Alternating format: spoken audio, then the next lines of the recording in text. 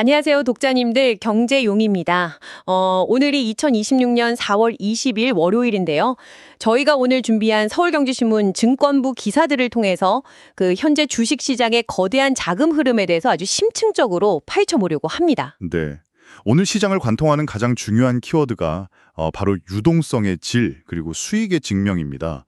사실 요새 시장에 돈은 정말 막 넘쳐나거든요. 근데 그 돈이 향하는 곳마다 상황이 좀 극명하게 갈리고 있어요. 아, 맞아요.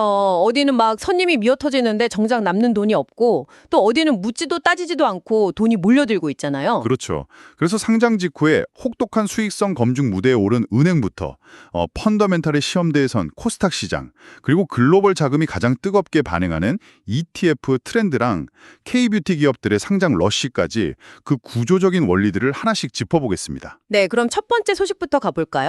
정유민 기자님의 기사에서 다룬 K뱅크 이야기인데요. 상장한 지 한 달이 지났는데 주가 흐름이 상당히 부진하더라고요. 17일 기준으로 6,310원까지 밀려났어요. 네, 공모가가 8,300원이었으니까 벌써 한 25%가량 빠진 거죠. 와, 시작점 대비 25%면 진짜 많이 빠졌네요. 아까 제가 오프닝에서 그 문전성시를 이루는데 마진이 안 남는 식당 비유를 했잖아요. 이게 딱 K뱅크가 처한 딜레마 같아요. 아주 정확한 비유입니다. 시장이 K뱅크를 냉정하게 평가하는 이유가 단순한 자산 동치가 아니라 실제 이익 창출 메커니즘의 의문을 품고 있기 때문이거든요. 은행 수익성을 평가할 때 ROA를 보잖아요.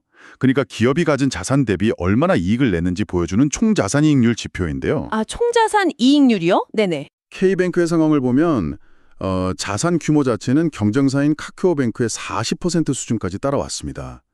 근데 정작 순이익 규모는 23% 수준에 불과하거든요. 오, 자산은 40%인데 순이익은 23%면 자산을 굴려서 돈을 버는 효율성 면에서 구조적인 약점이 좀 있다는 거네요. 맞습니다.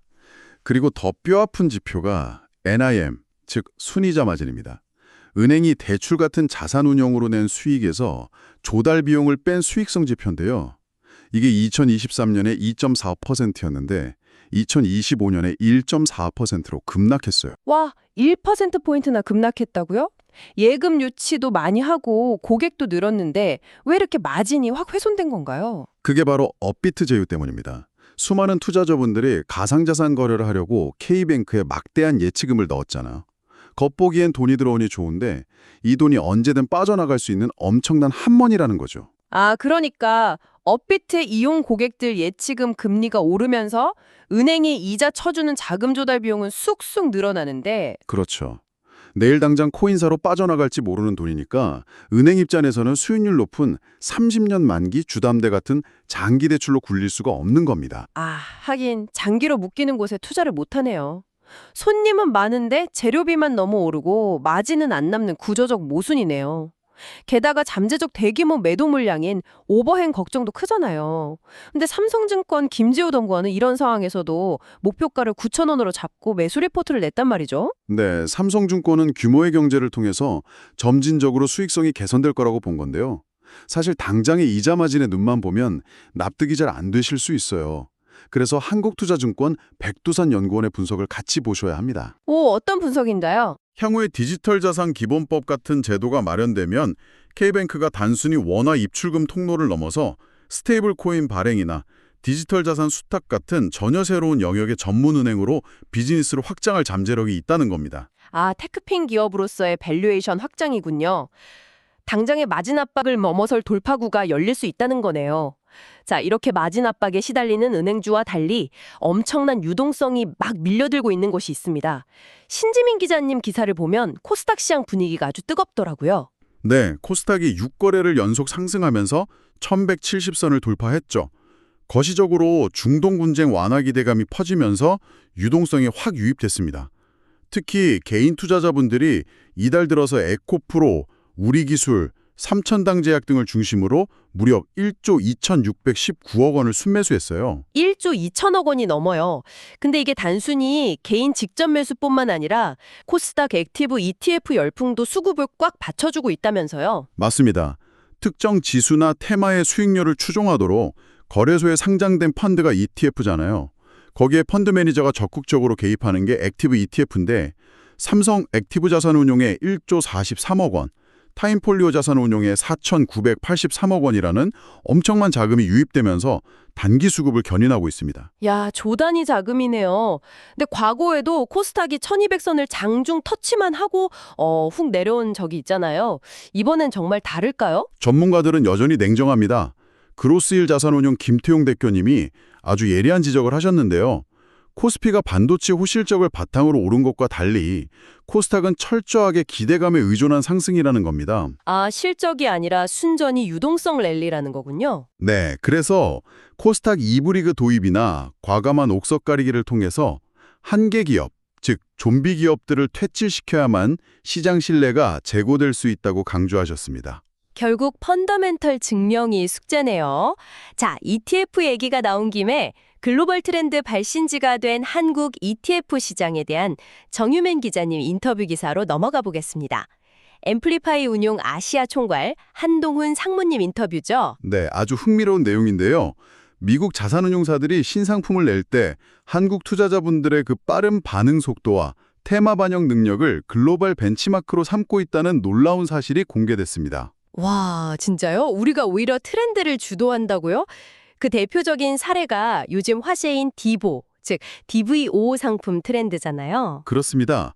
이 트렌드를 이해하시려면 커버드 콜 전략을 아셔야 하는데요. 주식을 보유하면서 동시에 그 주식을 살 권리인 콜옵션을 팔아 추가 수익을 내는 전략이잖아요. 네네. 하락장 방어엔 좋은데 상승장에서는 미리 약속한 가격에 주식을 넘겨야 하니까 수익이 확 막혀버리는 단점이었죠. 맞아요. 그래서 상승장 소외라는 단점을 보완하려고 한국 시장에서 옵션 매도 비중을 선별적으로 조정한 새로운 상품들이 나온 겁니다.